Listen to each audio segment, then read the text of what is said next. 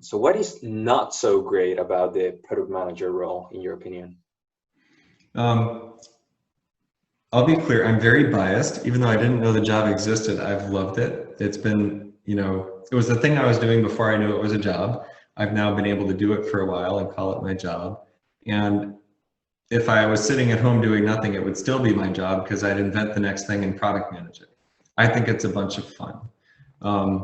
And I think we can talk a bit and and I see some of the questions here from our, participants, which we can get to, like how are product managers evaluated? What is success? Be happy to talk to that in a moment.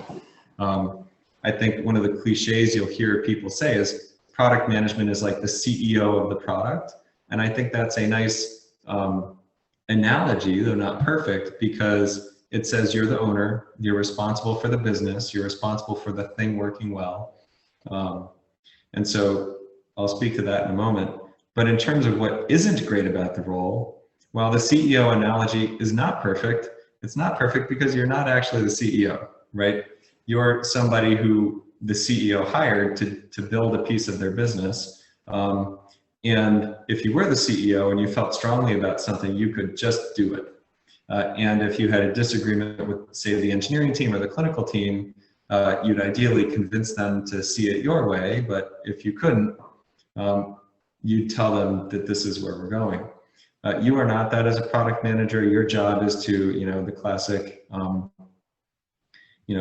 in authority via influence. You have to convince people, bring them along. You have to convince your leadership. You can't always convince your leadership.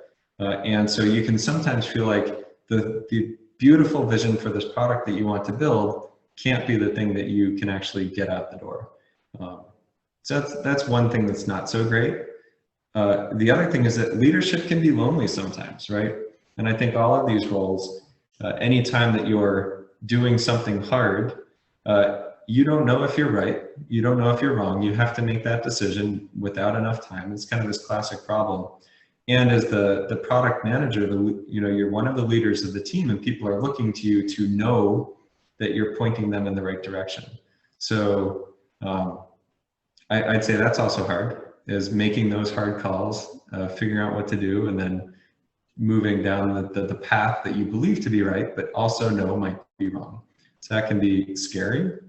And then there's too much to be done. Your job is prioritization. Sometimes everything can seem like a priority, and that's what makes these decisions hard. And you can't make everybody happy. You can't make all of your users happy. You can't make all of your stakeholders happy. So it's like you're holding the bag for many of these decisions. As you make them, you're going to make people unhappy, and that's going to be hard. Like most of us like to make people happy, and it's hard to be the person who's making the decisions that make people unhappy. And finally, as product manager, you're responsible for a successful product, for winning in the market.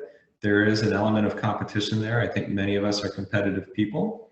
But in competition, you can lose sometimes, and losing's not fun. So I'd say my biggest highs have been like when we've successfully built a business and scaled it and made it work well.